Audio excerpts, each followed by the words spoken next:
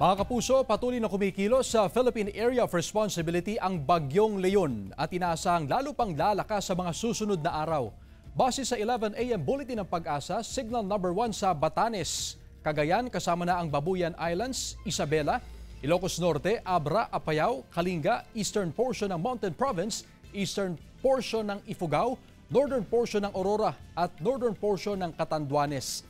Asahan sa mga nabanggit na lugar ang malakas na bugso ng hangin sa loob ng susunod na 36 na oras.